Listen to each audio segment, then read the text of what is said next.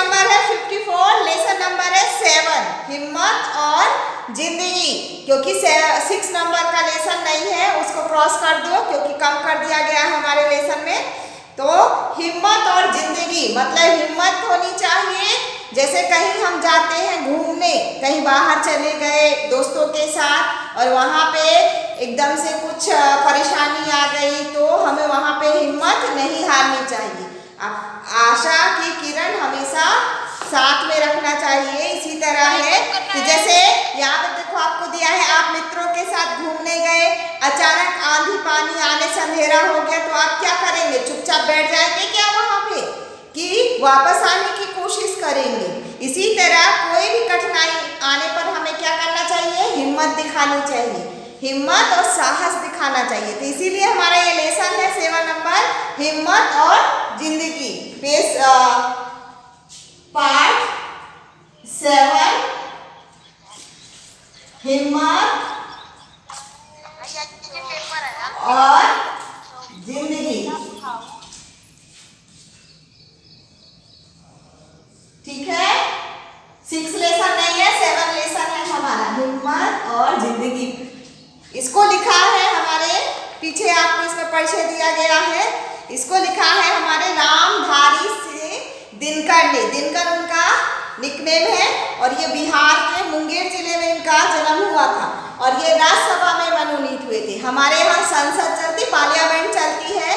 Parliament के दो होते हैं भाग, एक होता है लोकसभा, एक होता है राज्यसभा। तो राज्यसभा में हमारे राष्ट्र प्रेसिडेंट जो होते हैं उनको अधिकार रहता है कि वो 12 ऐसे लोगों को डायरेक्ट मनोनीत कर सकते, मतलब वो चुनाव नहीं लड़ते, सिर्फ प्रेसिडेंट हमारा उनका नाम सजेस्ट करते हो और वो वहाँ पे राज्यसभा में विधायक बन जाते हैं। जैसे अभी हमारी जयाप्रदा का सुना होगा आपने, हेमा मालिनी सुना होगा, धर्मेंद्र, ये सब लोग है ना, चुने नहीं गए, जनता ने नहीं चुना, इन्हें प्रेसिडेंट ने मनोनीत किया, इसलिए वो राज्यसभा में सदस्य और विधायक है, वहाँ रहते हैं। तो इसी तरह इनको भी राज्यसभा के सदस्य मनोनीत किया गया था।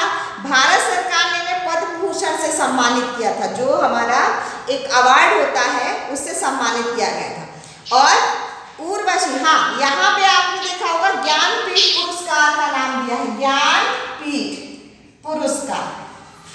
ये ज्ञानपीठ पुरस्कार हमारा हमें किसमें मिलता है? उपन्यास, नॉवल जो लिखते हैं, साहित्य लिखते हैं, जो उनको मिलता है। ये साहित्य में सबसे ऊंचा पुरस्कार है। तो ये हमारे रामधारी से दिनकर को मिला था और इनकी कई प्रसिद्ध रचनाएं भी दी गई हैं। तो आज हम ये लेसन रीडिंग करेंगे। तो पहला आप यहाँ से देखो, इस निबंध में लेखक, निबंध है, क्या है? निबंध है, ये निबंध लिखा गया है। तो रामधारी से दिनकर जी ने इस पाठ में साहस और उत्साह से जीवन जीने की प्रेरणा दी है कि किस तरह हमें साहस और उत्साह होना चाहिए। साहस का ही दूसरा नाम क्या है? जिंदगी है। जीवन केवल सुविधाओं का नाम नहीं है। सुविधाएं मतलब जो हम यूज करते हैं, टीवी हो गई, जाने के जाते हैं जैसे कहीं दूसरी जगह तो हम साइकिल का यूज करते हैं, बाइक का यूज करते हैं और खाने के लिए हम नई नई चीज़ें खाते हैं। तो ये सुविधाओं का नाम है। जीवन का वास्तविक आनंद संकट का सामना करना है। संकट मतलब जो विपत्ति आती है कुछ हमारे, तो उसका साहस करना है। ठीक है, तो अब ये मैं लेसन रीडिंग कर रही, आप भी मिलाते जाओ। जिंदगी के असली मजे उनके लिए नहीं है जो फूलों की छाया के नीचे खेलते और सोते हैं। छाया मतलब क्या होता है? क्या होता है छाव मतलब? मतलब होता है छाव। हम छाव बनाते हैं ना, जैसे धूप रहती है तो हम ऐसे छाव करके रहते हैं। कई लोग के घर में भी सज्जा बना रहता है। छाया के नीचे खेलते और सोते हैं, बल्कि फूलों की छाया के नीचे अगर जीवन का कोई स्वाद छिपा है। स्वाद मतलब जायका, जायका, ठीक है, छिपा है तो वह उन्हीं के लिए है जो दूर रेगिस्तान से आ रहे हैं। कहाँ से आ रहे हैं? रेगिस्तान से। जिनका कंठ सूखा हुआ, कंठ मीन्स क्या है? कंठ मीन्स क्या होता? गला। और कंठ हमारा क्या है? कौन सा शब्द है ये? कल ही अभी बताया था, तत्सम शब्द है और ये हमारा तद्भव शब्द है। तद्भव ये भी आपको आने चाहिए। सूखा हुआ है। अब रेगिस्तान से जो आता है तो जानते हो रेगिस्तान में पानी की कमी है और प्यास भी ज़्यादा लगती है जब धूप निकलती है, तो वो ओठ फटे हुए हैं, सारा बदन पसीने से तर है। तर मतलब भीगा हुआ, तर मीन्स क्या है, भीगा हुआ। तर है पानी में जो अमृत वाला तत्व है उसे वह जानता है। अब जो आदमी रेगिस्तान से आ रहा है उसका कंठ भी सूखा हुआ है, ओठ भी फटे हैं, पसीने से तरबतर और प्यासा है, और अगर उसको पानी मिल गया तो उसको पानी कैसा लगता है, अमृत के समान लगता है कि अमृत मिल गया, एक जीवन मिल गया है। उसे वह जानता है जो धूप में सूख चुका है। वो जानता है कि रेगिस्तान में जो पानी सूख चुका है तो वो पीने लायक तो है ही नहीं वहाँ, और जिसको पानी मिल रहा है बड़ी मुश्किलों से वह पानी मिला तो उसका वो महत्व जानेगा ही। वह नहीं जो रेगिस्तान में कभी पड़ा ही नहीं। अब रेगिस्तान में पानी पड़ता है तो वो पता ही नहीं चलता कि पानी कहाँ चला गया। सुख देने वाली चीजें पहले भी थी और अब भी है। सुख देने वाली मतलब पुराने जमाने में भी लोग रहते थे, आपने ज्योग्राफी में पढ़ा होगा कि जंगलों में भी रहते थे, फिर घर बनाना शुरू किया, खाना भी वो फसल भी उगाते थे, सब कुछ करते थे। सुविधाएं जब भी थी और ये सुविधाएं अब भी है, बस ये है कि वो पुराना है तो पुरानी टाइप की थी, अभी आधुनिक हो गई, अभी मशीनों का ज़्यादा उपयोग करने लगे हैं हम। जो सूखे का मूल्य पहले चुका देते। मूल्य मीन्स क्या होता है, कीमत। मूल्य भी हमारा क्या हुआ, तत्सम शब्द है, मूल्य। मूल्य का दूसरा क्या है, कीमत, और क्या बोलते हैं, दाम। ये पर्यायवाची शब्द भी आ गए हमारे मूल्य के, ठीक है। बाद में हाँ उसके लिए और उसके मजे बाद में लेते हैं। पहले क्या चुकाते हैं हम, मूल्य चुकाते हैं। अगर हमको ठंडा पानी पीना है तो घर में रखे तो होता नहीं है, उसके लिए माठ खरीदेंगे, मटका खरीदेंगे, उसके जाएंगे बाजार में तो उसके लिए भी मूल्य चुकाना पड़ेगा। रेफ्रिजरेटर लेने जाएंगे तो उसके लिए भी मूल्य चुकाना पड़ेगा। तो सुख देने वाली चीजें पहले थी अब भी है। फर्क इतना, फर्क मतलब क्या होता है, अंतर।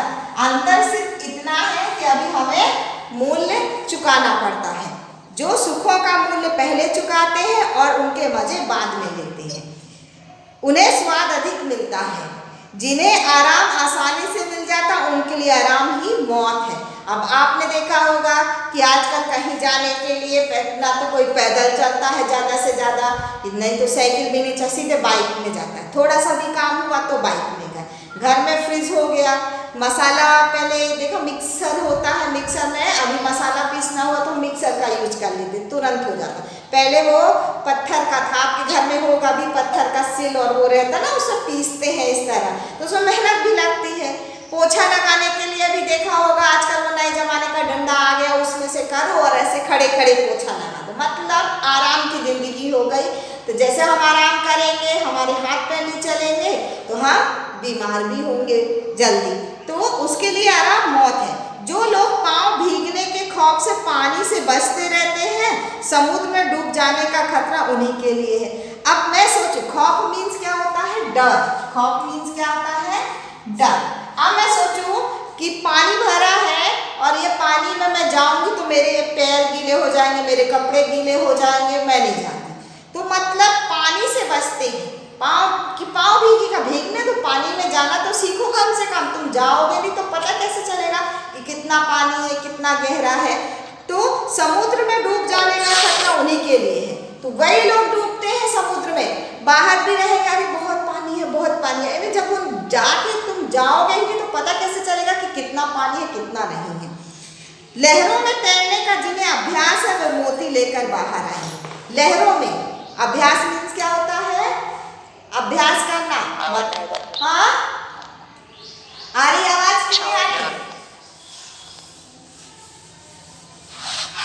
हाँ, अभ्यास मीन्स इंग्लिश में प्रैक्टिस करना बोलते हैं ना, प्रैक्टिस करना। तो अभ्यास करते हैं। जब तक हम तैरना सीखेंगे नहीं तो कैसे बनेगा तैरना? मुझसे नहीं बनता क्योंकि मैंने सीखा ही नहीं, मैंने कभी अभ्यास किया ही नहीं। अगर मैं अभ्यास करती, रोज जाती नदी में या कहीं तालाब में तैरने की प्रैक्टिस करने, तो मुझसे भी तैरना आने लगता। तो मतलब यहाँ पे लहरों में तैरने का जिन्हें अभ्यास नहीं, अब लहरों में जो तैरना सीखा ही नहीं तो वो मोती लेकर बाहर कैसे आएंगे? समुद्र में जब जाएंगे नहीं, मोती कहाँ मिलता है? समुद्र में ही मिलता है। तो जब वो तैरना ही नहीं सीखेंगे तो मोती कैसे लेके आएंगे? चांदनी की ताजगी और शीतल का आनंद वही मनुष्य लेता है जो दोपहर भर धूप में खटकर लौटा है। चांदनी मतलब रात में जब चंद्रमा निकलता है तो उसकी रोशनी निकलती है और उसमें शीतलता रहती है कि चांद चंदा कैसा है, उसकी रोशनी ठंडक रहती है, ठंड। और सूर्य कैसा है, उसकी रोशनी में किरणें कैसी रहती, गर्म रहती है। तो यहाँ पे उसने ही बताया है कि जो इंसान धूप में रहकर काम किया हो, उसमें धूप सही हो, वही जानता है कि चंद्रमा की रोशनी कैसे होती है, ठंडी होती है, शीतल होती है। शीतल मतलब ठंडी। जिसके शरीर में अब लड़ताई की जरूरत नहीं महसूस होती, अब उसको इसकी महसूस नहीं होती कि मेरे शरीर में ठंड महसूस हो रही कि गर्मी महसूस हो रही। जिसका मन यह जानकर संतुष्ट है कि दिन भर का समय उसने किसी अच्छे काम में लगाया है। अब वो ऐसा जानकर संतुष्ट है कि मैंने जो काम किया है, वह जो मैंने दिन भर का समय लिया है, वो किसी अच्छे काम में लगाया है। इसके विपरीत वह आदमी है जो दिन भर खिड़कियां बंद करके पंखों के नीचे छुपा हुआ था। अब कई लोग ऐसे हैं जो पैसे वाले रहते हैं, वो क्या करते हैं, दिन भर घर में एसी लगाकर बैठे रहते हैं, आराम करते रहते हैं। उन्हें क्या पता कि धूप में मेहनत जो करता है वो आदमी कैसे करता है, किस तरह मेहनत की जाती है। जब आप जाओगे नहीं तो कैसे सीखोगे?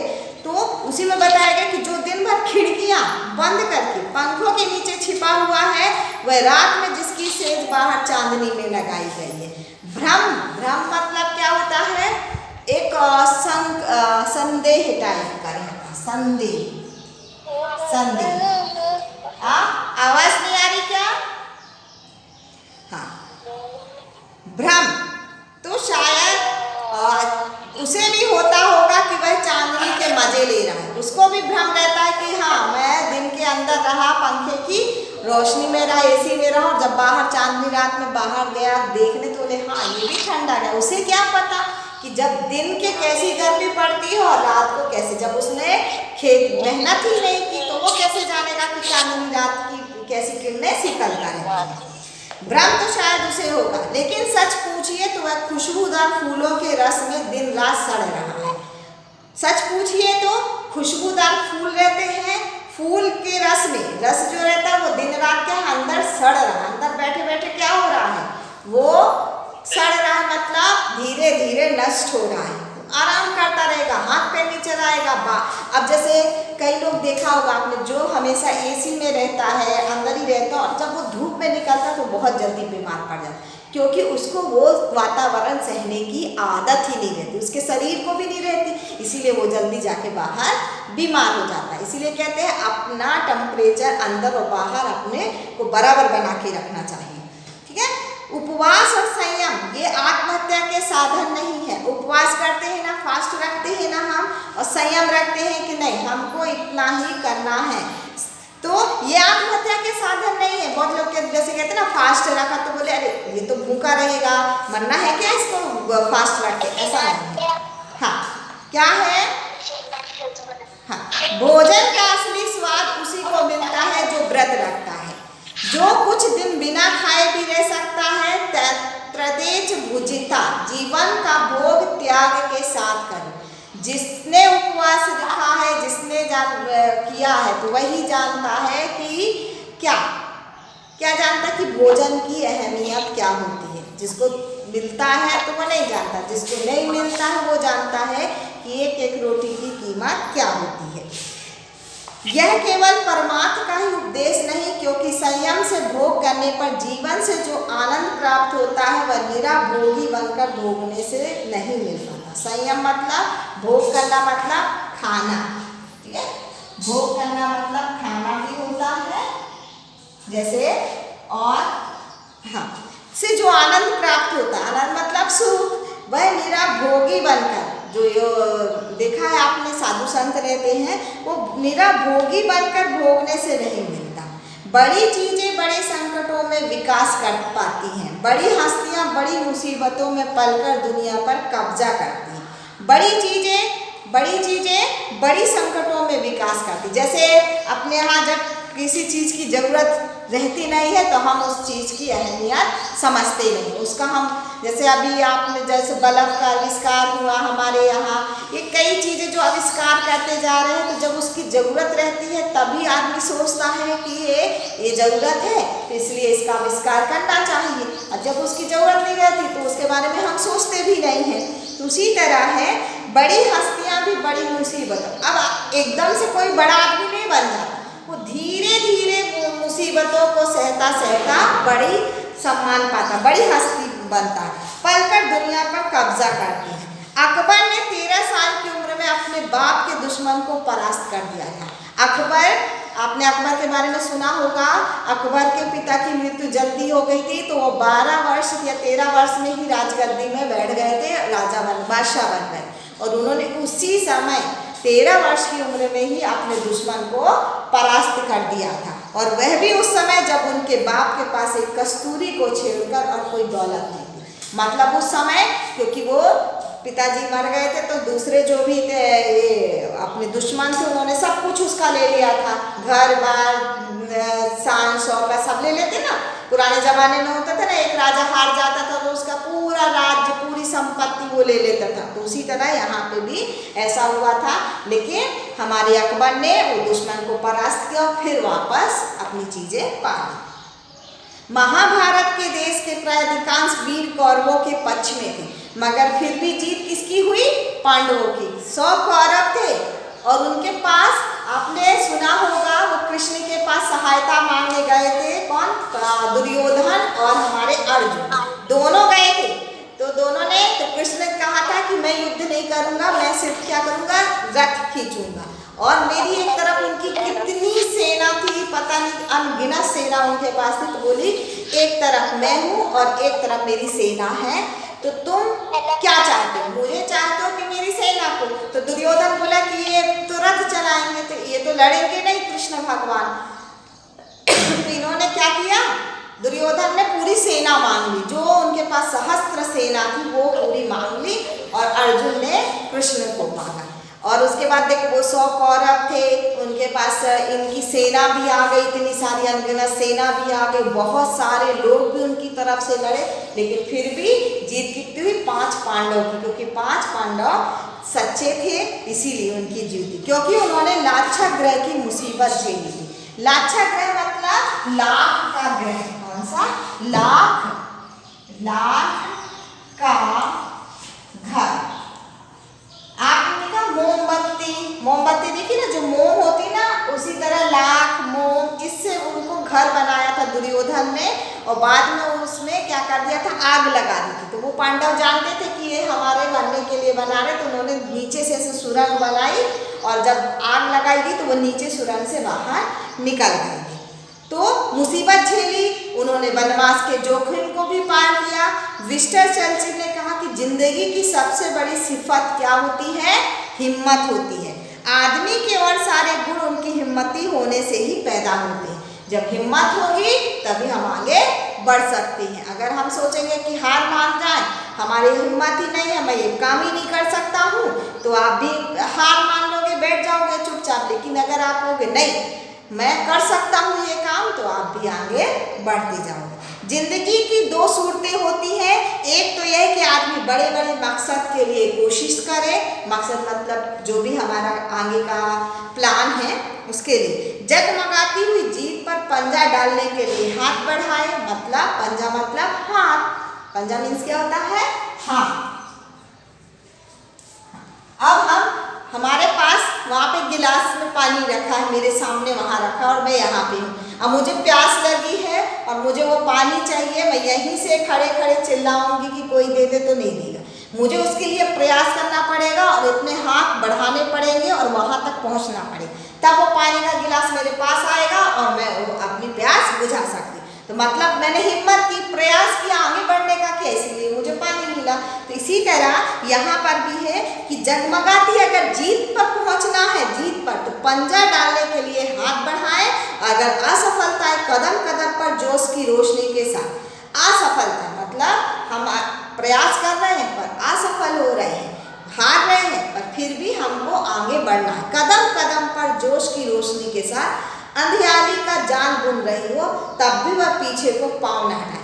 कई बार ऐसा होता है कि हम आगे बढ़ते हैं पर हार जाते हैं, फिर आगे बढ़ते हार जाते हैं, लेकिन उसके लिए ये नहीं है कि हम पीछे ही हो जाए, फिर भी आपको आगे बढ़ना है।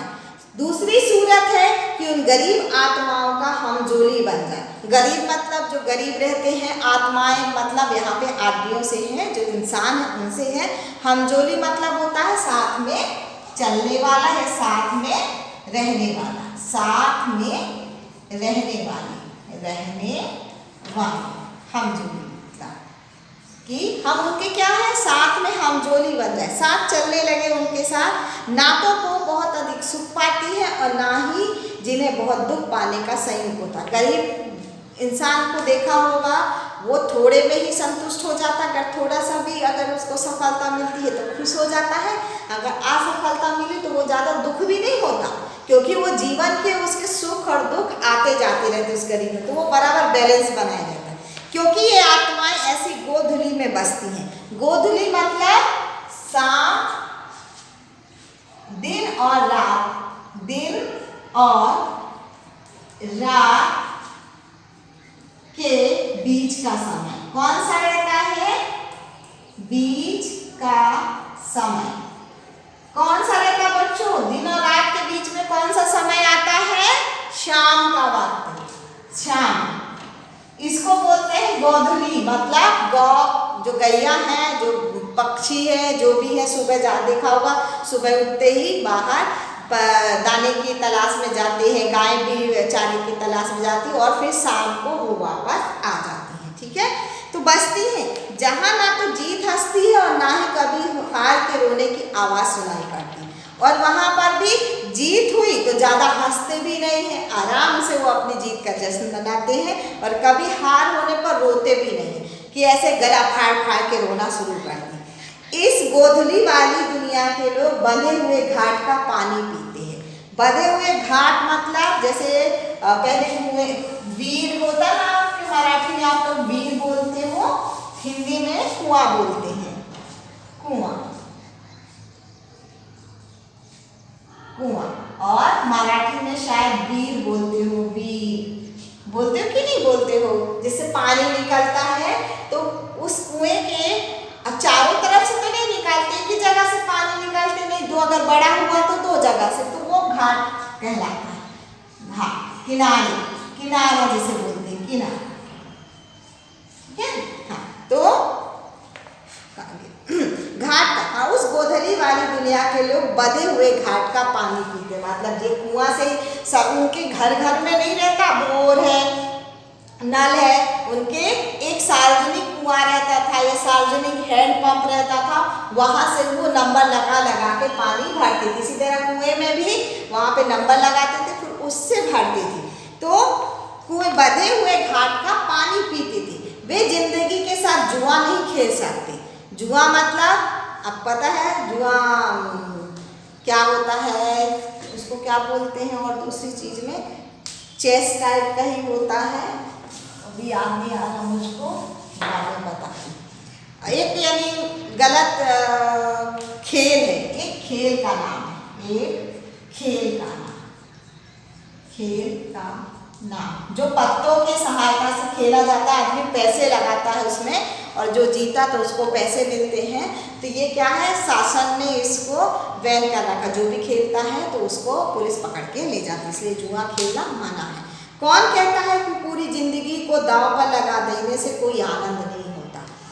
अगर रास्ता आगे ही आगे निकल रहा है तो फिर असली मजा तो पाँव बढ़ाते जाने में। अगर रास्ता आगे चल रहा है तो हम आगे बढ़ते चले जाएंगे, ये नहीं देखेंगे कि अरे हमारे रास्ता खुल रहा है तो खुलने दो, आप आगे बढ़ते जाओ। साहस की जिंदगी सबसे बड़ी जिंदगी है। ऐसी जिंदगी की सबसे बड़ी पहचान है कि यह बिल्कुल निडर, बिल्कुल बेखौफ होती है।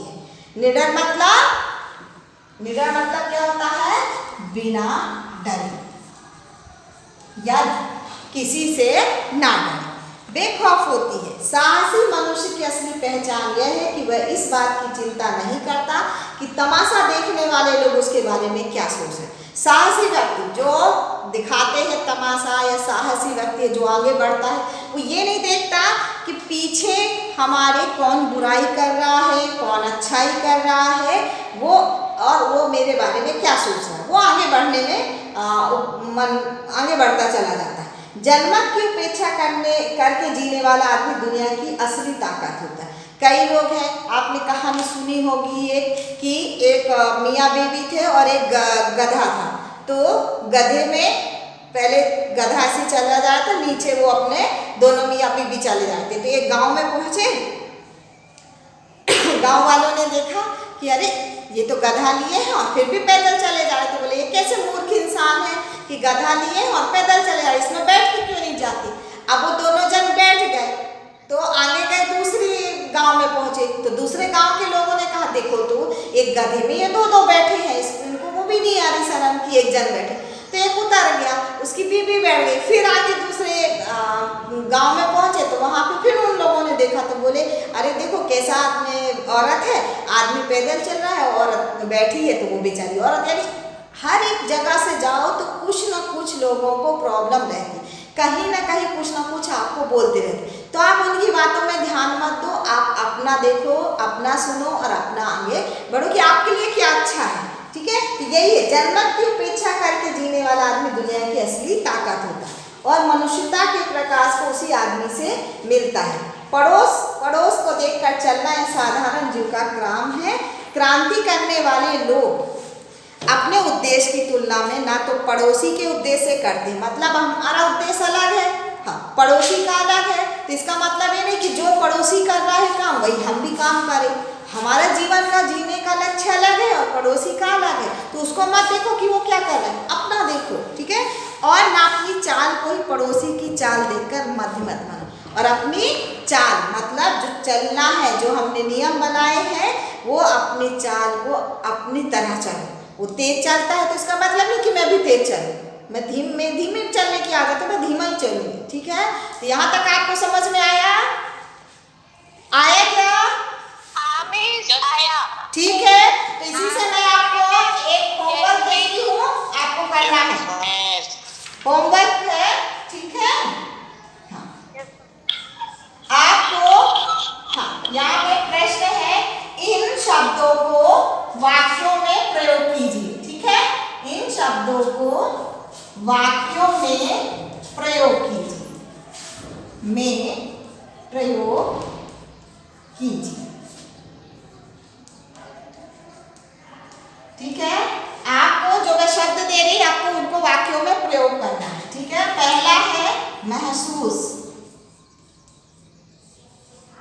सेंटेंस जैसे बनाते ना उसी तरह। ठीक है, दूसरा है उपवास, दो है, ज्यादा नहीं दे रही, सिर्फ 2 दे रही है। इनको आपको वाक्यों में प्रयोग करना है। ठीक है, और हिंदी की नोटबुक में ही लिखना, उसी को मैं चेक करूंगी आपको। ठीक है, थैंक यू। एक बार रिपीट करो।